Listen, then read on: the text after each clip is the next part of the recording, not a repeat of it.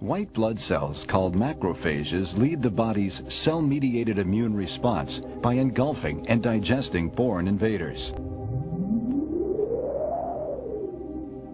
Combining peptide fragments from the invaders with some of its own proteins, the macrophage builds a patchwork of antigen complexes on its surface. When smaller white blood cells called helper T cells encounter the macrophage, those with matching receptors bind to its surface.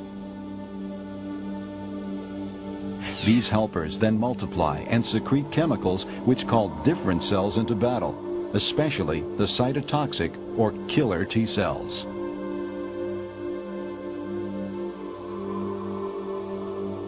The macrophage, or an infected cell, activates only those cytotoxic cells with receptors that match the antigen complexes.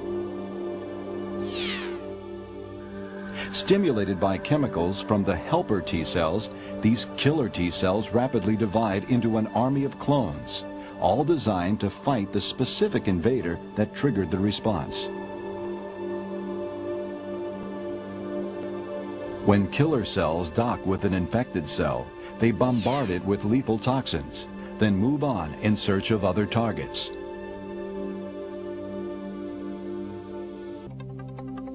The body's humoral, or antibody-mediated immune response, begins in the same manner as its cell-mediated response.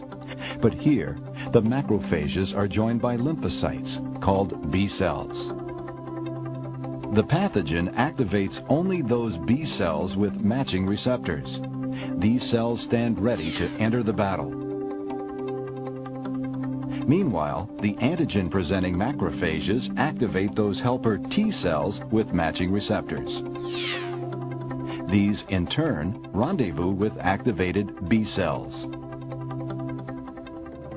Triggered by this meeting, the helpers release chemicals which spur the selected B cells into rapid reproduction. Some B cells become memory cells, ready to respond to a later invasion by the same pathogen. But most become antibody-producing factories, called plasma cells.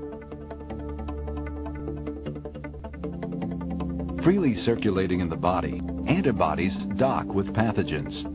This neutralizes them, or marks them for destruction by other weapons in our immune arsenal.